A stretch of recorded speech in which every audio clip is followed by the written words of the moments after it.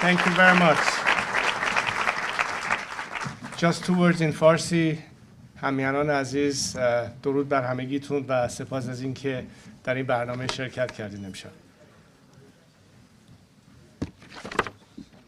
Ladies and gentlemen, good evening. I'd like to thank Rabbi Cooper, the Simon Wiesenthal Center, No to Anti-Semitism, and the Museum of Tolerance for their kind invitation. I am glad to be back at the museum for this important conversation. Only days after International Holocaust Memorial Day, I am pleased to be here with leaders of the Jewish community, and particularly our Iranian Jewish compatriots. Just 4 months removed from the massacre of October 7th, we need not be reminded of the continued bloodlust that astoundingly many still have for the Jewish people. But walking through these halls is a particularly stark reminder of the grave crime perpetrated by a diabolical regime that the West tried to appease. That appeasement came at the cost of 6 million Jewish lives, untold innocent civilians, and millions of young military personnel. Regrettably, we see that in many circles, the appeasement of bloodthirsty tyrant continues on as a justifiable policy option. As more innocent people continue to lose their lives to the forces of hatred, allow me to speak in particular to the Iranian Jewish community. For more than 4 decades, this regime has specifically targeted you, your leaders, and your community. Unfortunately, that continues today. I know you are feeling immense and indescribable pain. I know you have had friends and loved ones stolen from you. I know this pain because I too have lived similar personal loss and grief. You're looking for answers. You're looking for solace. You're looking for peace.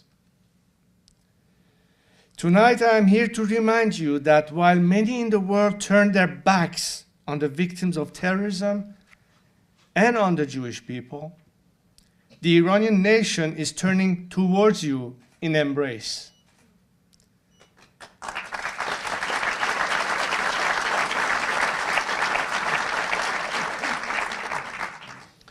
When you see posters with the name of hostages being torn down in cities around the world, remember that Iranians, just as they did after the September 11th attacks, are demonstrating their sympathy and solidarity with the victims and the hostages.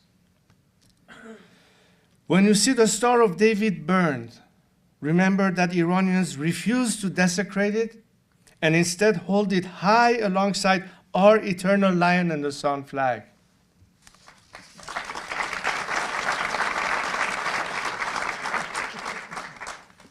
When you see the rape of female prisoners defined as resistance, remember that Iranians know the truth, because they too suffered the very same fate in the Islamic Republic's prisons.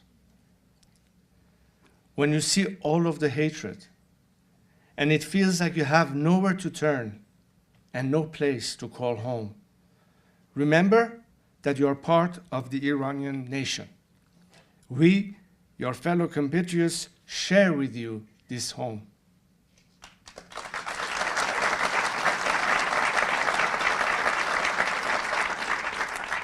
When it feels like you have nowhere to turn, you can always turn home.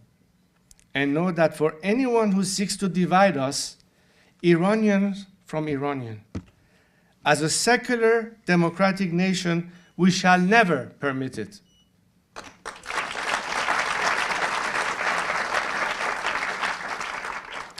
We extend the same welcome to our non-Iranian Jewish friends. Iranians stand with you in this dark moment. Because even though we don't share the same nationality, we have a shared biblical history. We Iranians have not forgotten it. If your rallies across the world, you have seen Iranians standing alongside you and even standing up for you, inspired by the legacy of Cyrus the Great.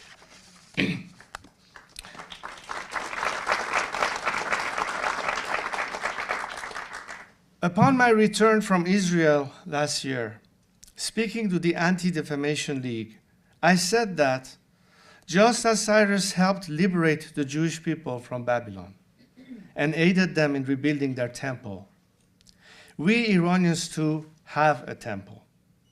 But an evil anti-Iranian regime has occupied it and has taken its people hostage. Iran is our temple. And my friends, we are facing a common enemy. Indeed, this evil regime is waging war on both of our great nations, Iran and Israel. And just like it did to the last diabolical regime the West tried to appease, this feckless policy is leading to more devastation and destruction across our region.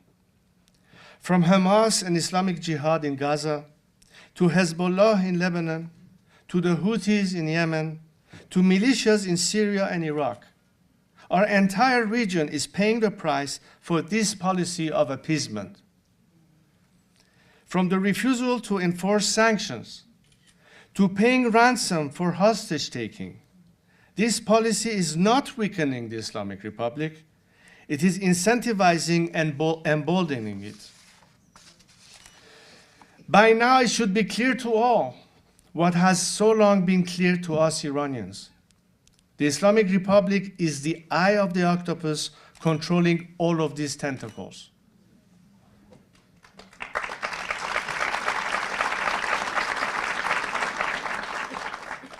Attempting to appease this Goliath is futile. After 40 years, the time has come to give David a chance.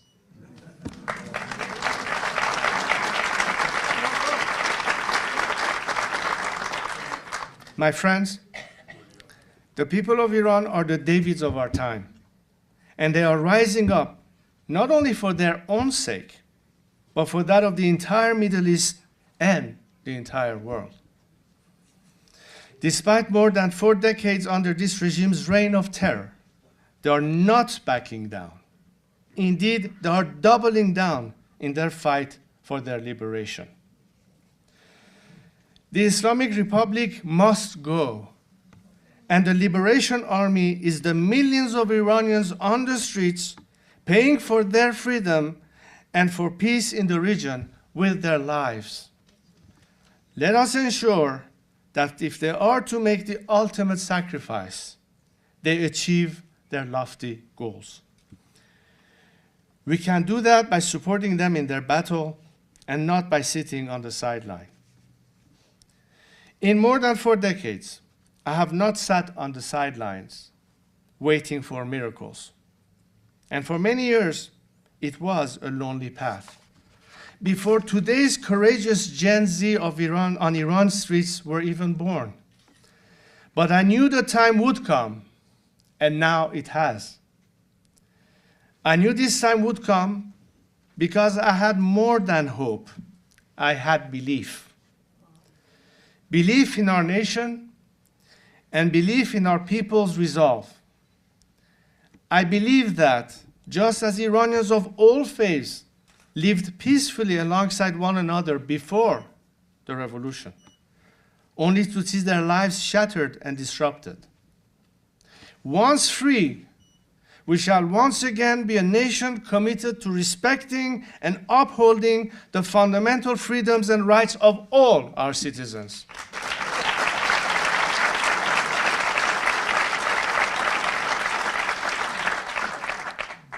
In light of such readiness, the world, particularly those whose vital interests depend on fundamental change in Iran, must seize this moment and maximize our chance of success by giving us their full support. I count on you, members of the diaspora, and all friends of Iran to join us in this campaign for liberation.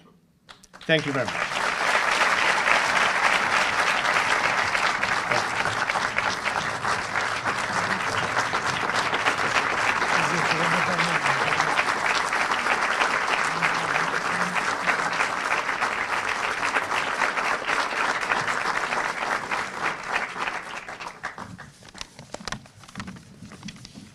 Thank you very much, Your Excellency. We're going to have a conversation between Rabbi Cooper and Crown Prince. I always, through my community activity, search for who is the true Jewish leader. And for me, Rabbi Cooper is the model. His title is the Associate Dean of Simon Wiesenthal Center, Director of Global Social Action. Titles are not enough, of course. Chair of United States Commission on International Freedom of Religion. Well, Rabbi Cooper has, for almost half a century, been at the forefront of defending human rights and fighting anti-Semitism. I leave it on Rabbi Cooper and the Crown Prince to have the conversation.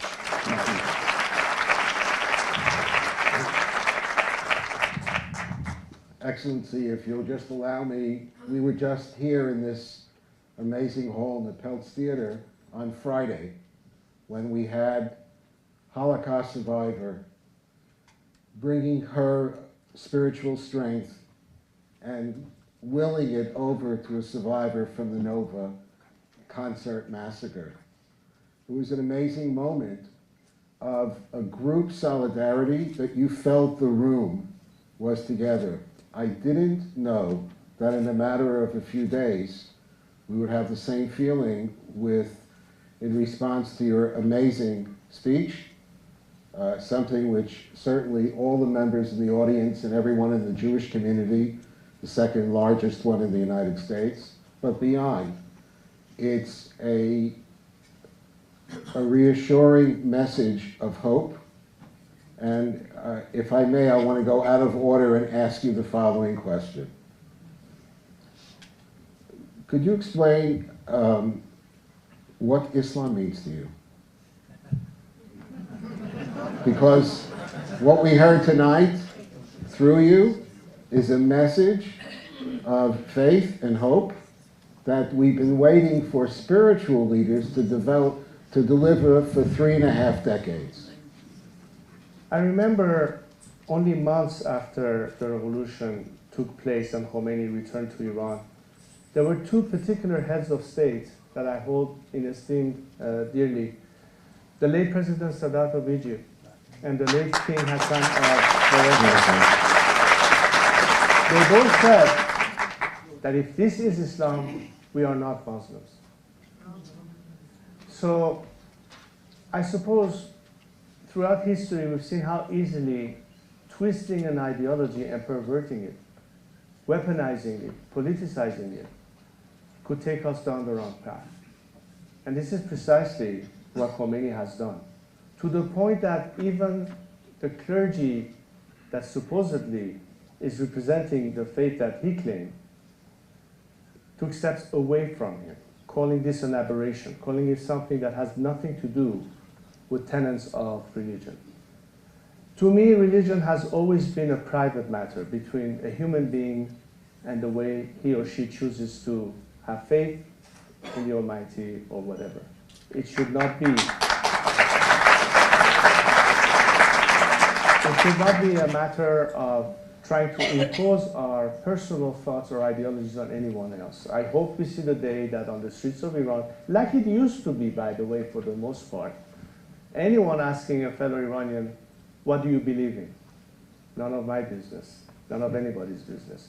But the law has to protect this. And this is what we should all understand, that the guarantee for religious freedom is based on not just tolerance and not just these value systems of understanding the need for pluralism, but to understand how critical it is to respect these rights, something that this regime has undermined in the name of, oddly enough, religion. That's where the difference is.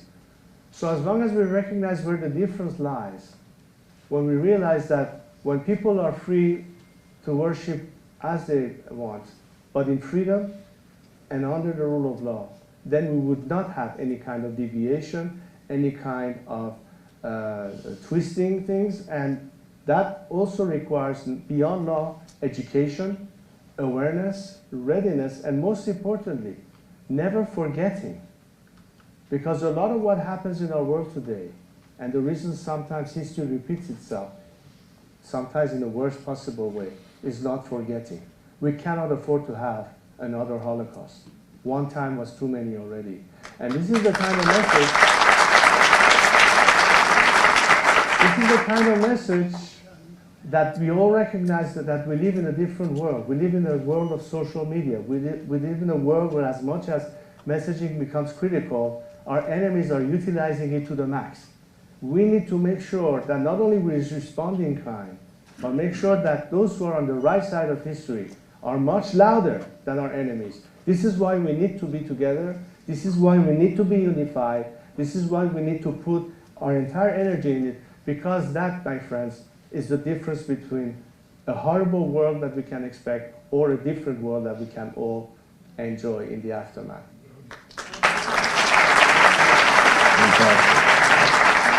Just a follow-up to that unscripted question, by the way.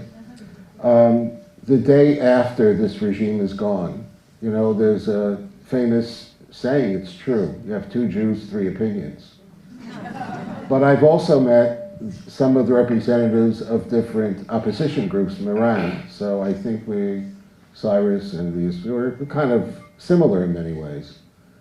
The day after this horrific regime is gone, are you confident with the points, the pillars you just spoke of, will they go to the fore for the younger generation of Iran into the future?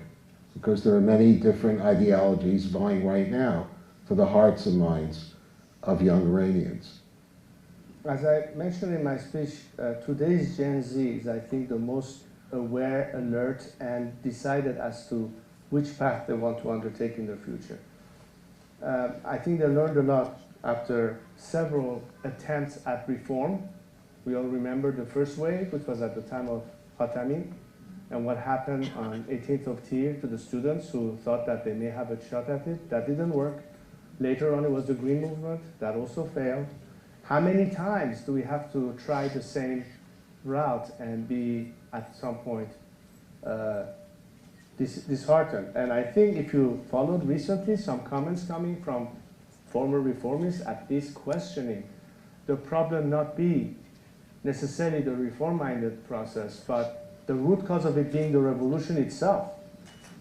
And what do we need to move from here?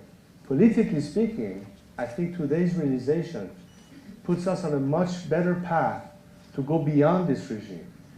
So I think the conclusion as to whether or not this regime has to go is almost a foregone conclusion.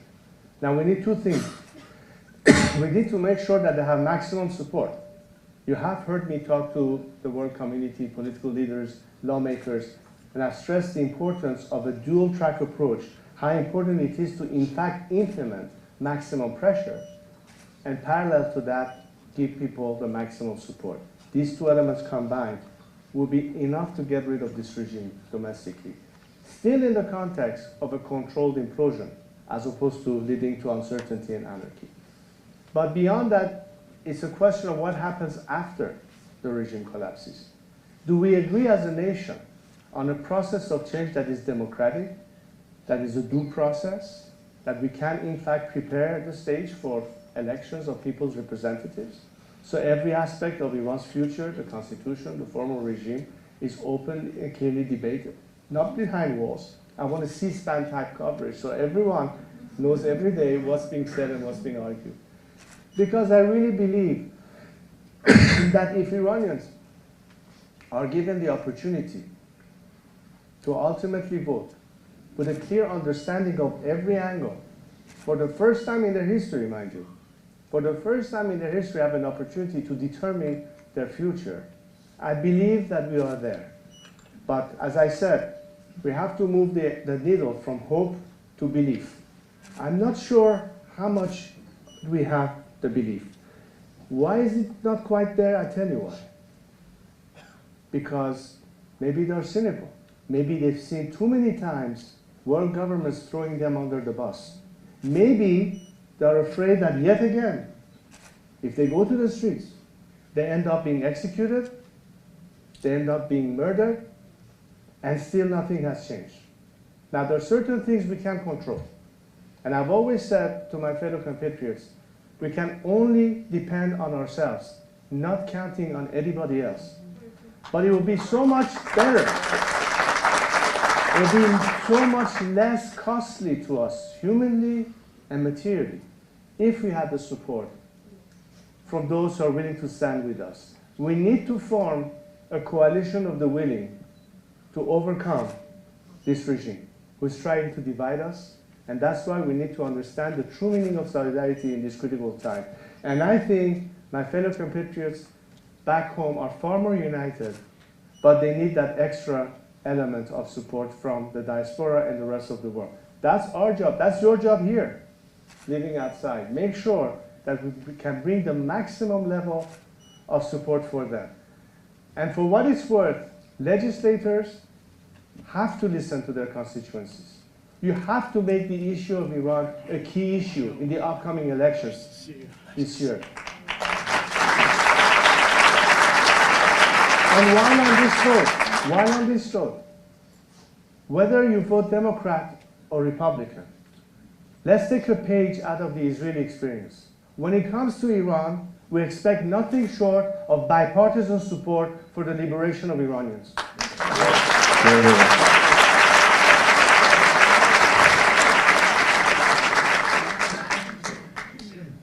That was an outstanding answer, especially the last part where you talked about bipartisanship. So to test you a little bit further, we have VOA, CBS, Fox is up there, maybe a few others, and they really came here for the following question. The United States just lost 3 of its finest soldiers in an attack obviously planned by the Iranians and carried out by their lackeys.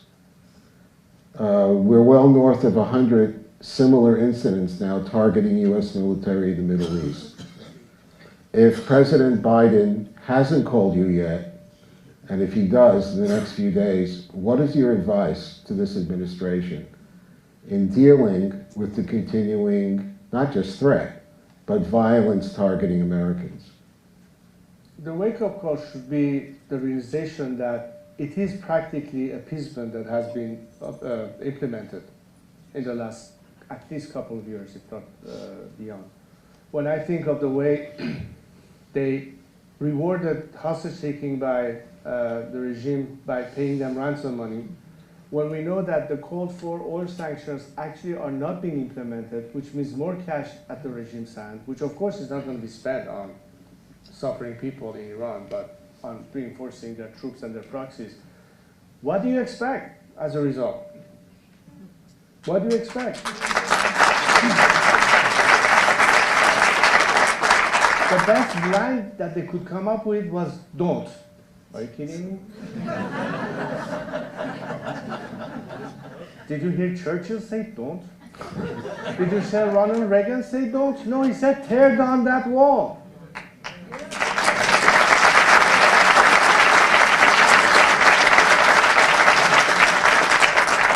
Without strong leadership, particularly in the Western world, we will have a tough challenge. Let us remind ourselves that what put an end in the Second World War was the strong leadership of Roosevelt in Washington and Churchill in London. What put an end, ultimately, to the Soviet Empire and forced Gorbachev to, in fact, go towards perestroika and glasnost was the strong leadership of Ronald Reagan and Margaret Thatcher. I ask you, vis-a-vis Putin and Xi today, what do we have?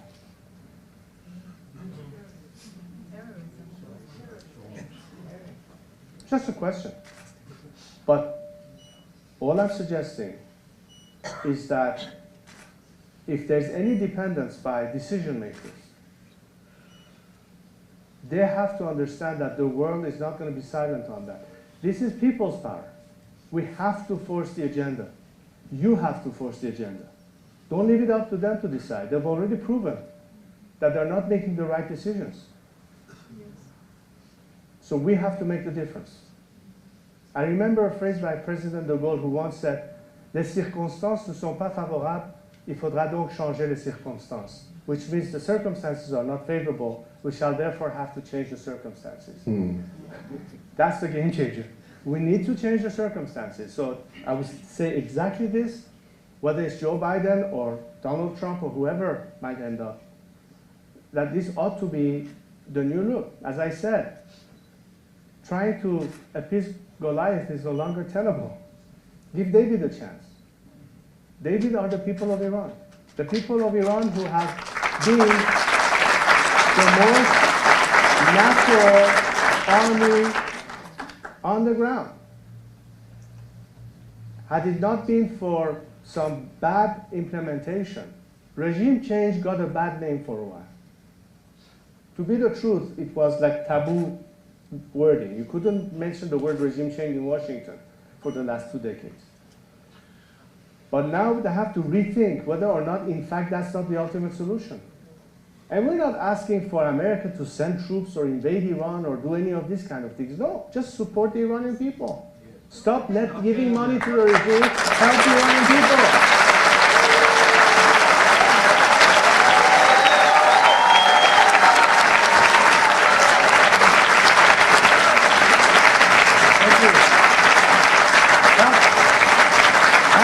What they're asking for. Make sure that they are not disconnected from the world. Make sure they have access to the internet. Make sure that they can get the Starlinks and others helping out there, and so on. Why don't we ask legislators, as long as the law allows it, to use the frozen assets of the regime that in fact is the Iranian people money to in fact fund strike funds so we can help our workers go on strike. We're not asking for American taxpayer or French taxpayers or German taxpayer before our own money could be spent, but that's a matter of changing policy. Why not changing the policy that right now prohibits any means of transferring money back home to help a family? Every one of you could sponsor one family in Iran for small amount of money, but give them a chance to in fact be able to stand on their feet and take the risk of going on a strike. That's the quickest way to paralyze the regime. We don't need to go on the streets and get shot at all the time. We can stay home and refuse to go to work. In 3 months, the regime will collapse, if not sooner, if that was able to be done.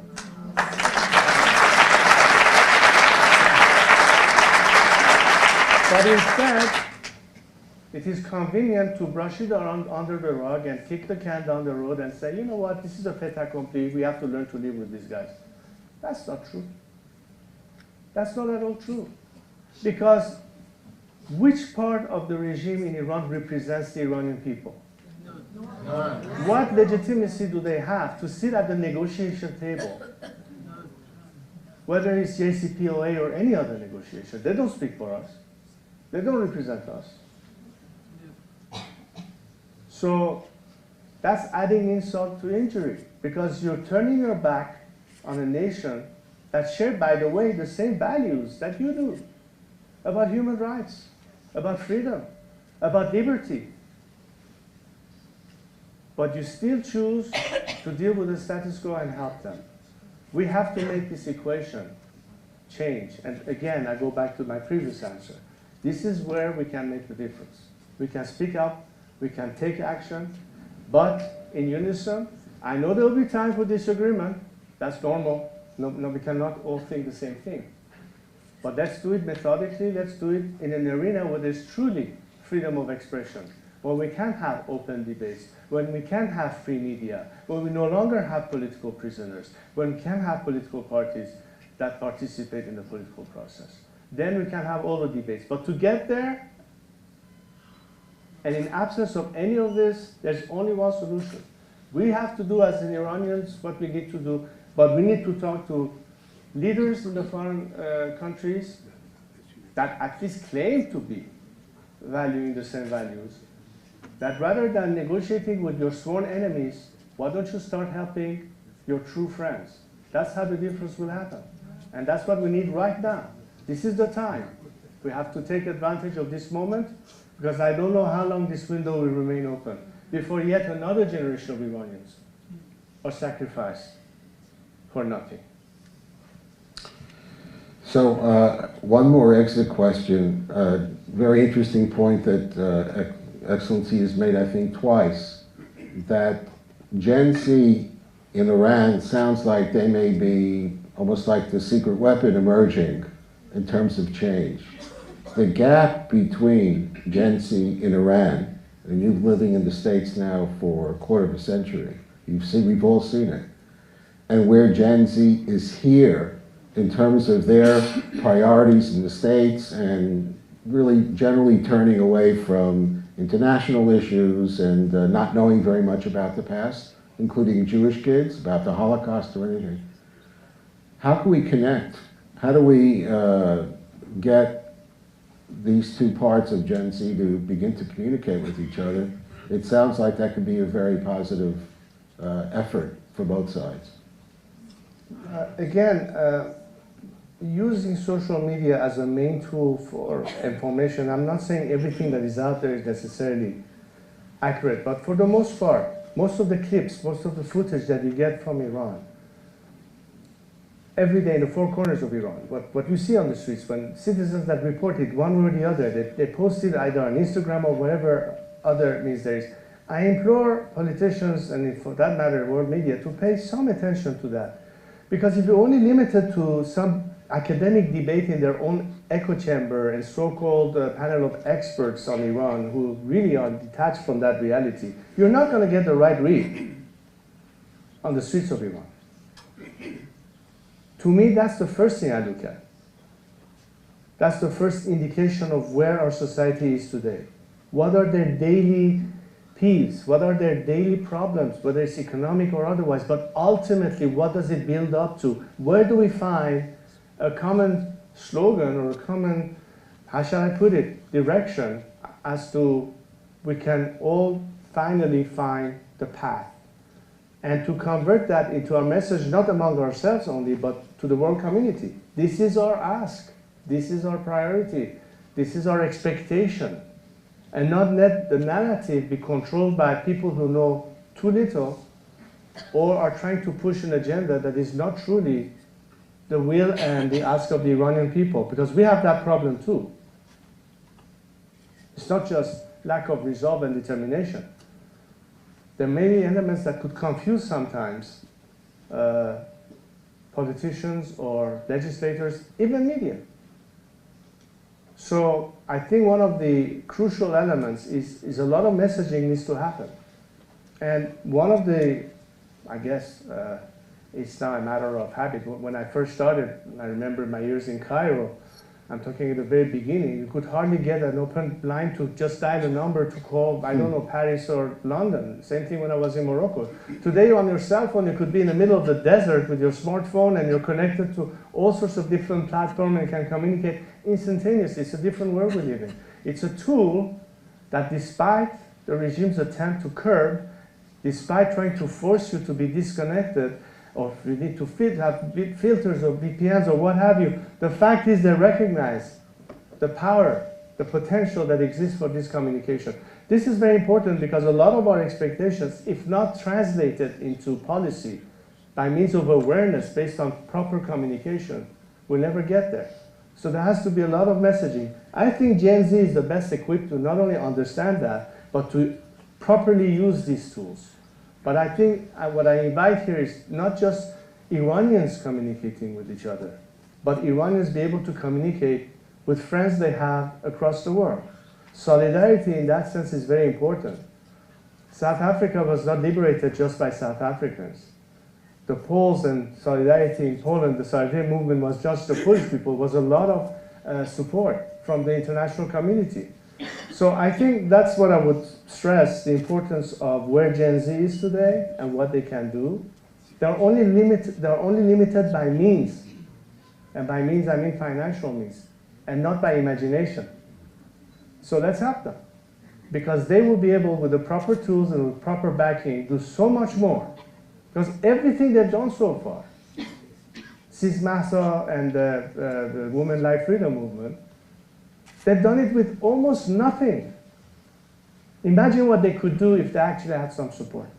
That's the game changers. That's what we need to get to. Rabbi. Thank you.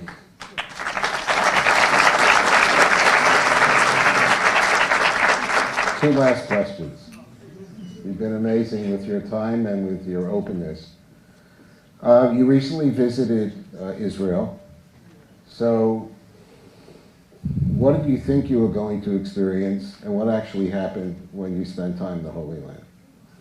I was tremendously moved, because it's almost like, you know, often read history books and what have you, but to actually be there at the wall and sense 25 centuries earlier what took place and what led to it, that was very enlightening.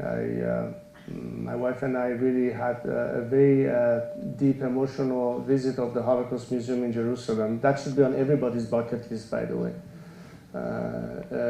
Again, to know and not to forget is very important.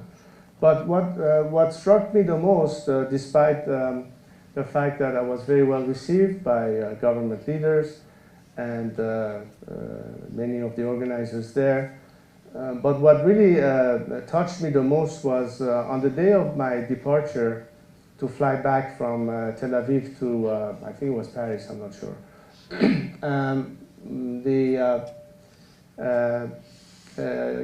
Gila Galmiel, who was our host and the coordinator, and her husband took us to some cafe right by the, I don't know what you call the street right next to where it looks like Venice Street. You have all the volleyball and people jogging and all that. And then average Israeli citizens will walk to us, emotionally hugging us, taking pictures, selfies, you name it. But most important thing, the way they said, oh my God, what a different world it would be once Iran is liberated. That's what we want, to have that relationship with Iran and have people who it is for our two countries to have that kind of relationship.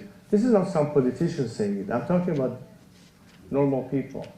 You saw the reactions of Iranians days after the unfortunate attack, as the regime was trying to orchestrate a pro-Hamas or pro-Palestinian action, and in a couple of soccer matches in Iran, and I don't think I can repeat these words because I'll cover my ears. You're going to hear a lot of bleeping on whatever the media will broadcast, but it was a clear answer of people. I'm not talking about people outside of Iran, mind you. It's much easier to do this in Berlin or London or here in Los Angeles. In Iran proper, under the watchful eyes of the regime, openly saying, you know where you can take that flag. And at the same time,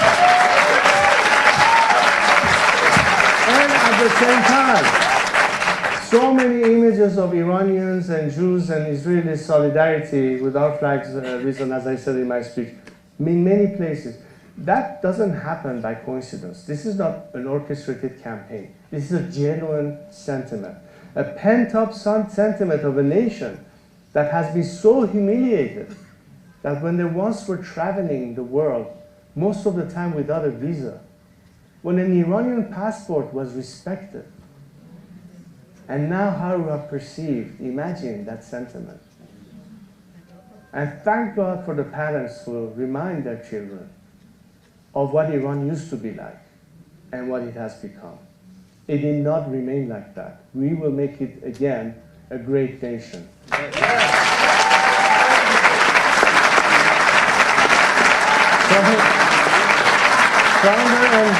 Stronger and better than it ever was. Imagine an Iran 2.0 with everything that we will rectify, because it was not mistake-free, let's be honest. But where we were going, Iran should have been today's Japan of the Middle East. Instead, we have become the North Korea of the Middle East. Do we lack resources? No. Do we lack ingenuity and know-how?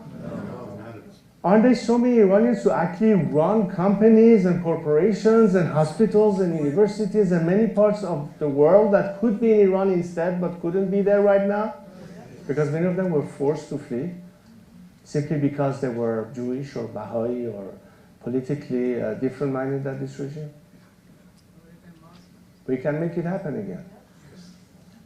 I ask you once again, don't tell me anymore, we hope. Start telling me, we believe. We believe. We will make it happen. So to close, we want to make this an interactive point of reference. If you've been watching, your eyes had to go to that amazing photo of the women who led the last sustained public outcry. So we're going to challenge everyone here in the audience to think about the people they represent, your people. What are you prepared to do for them? And I'm going to ask His Excellency to take another look at that visual.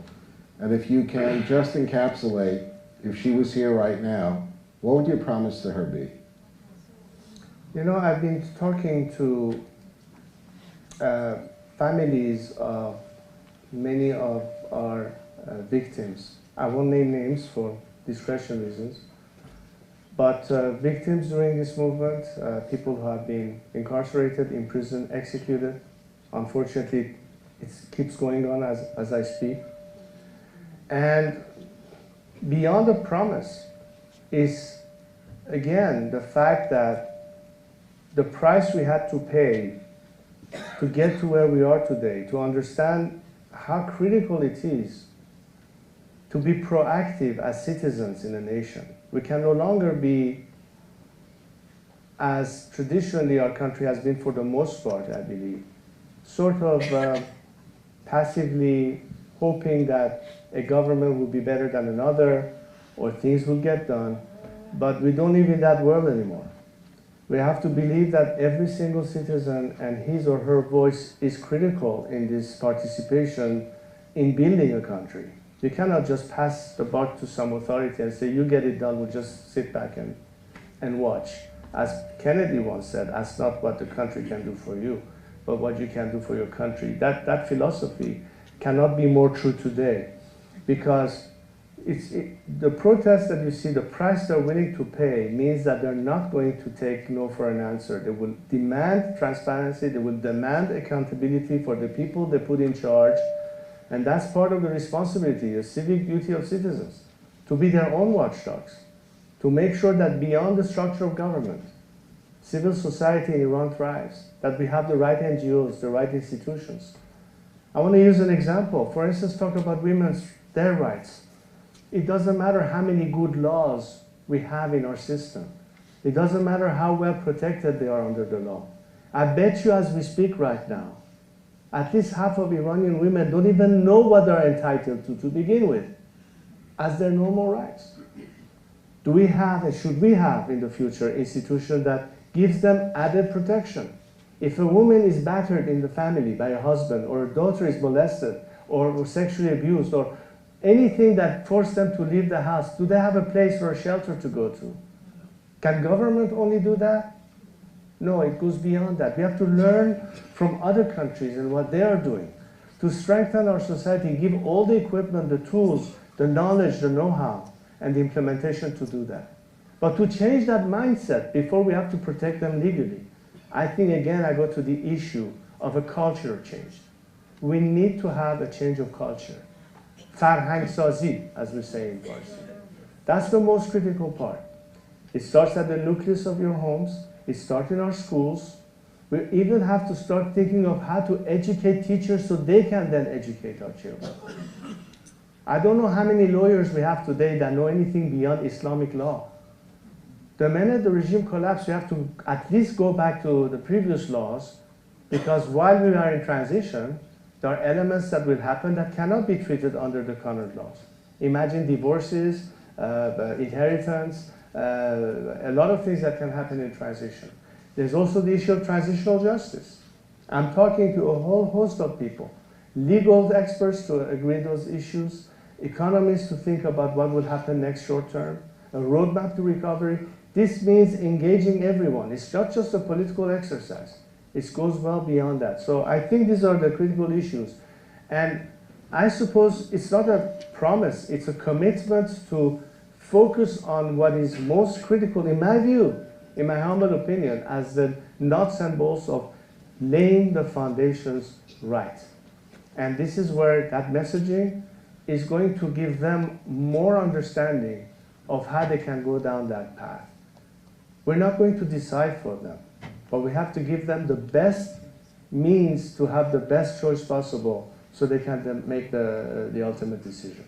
It's a process, and my first commitment, and as I always promised, my entire mission in life is to make sure that I steer this ship out of troubled waters, get them to a safe shore, and lay the groundwork for democratic transition to our future with their participation, because it is then that they will be able to be involved in the process.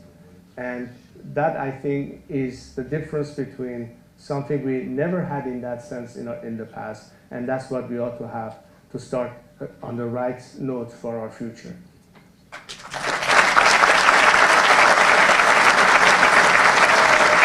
Thank you, Excellency.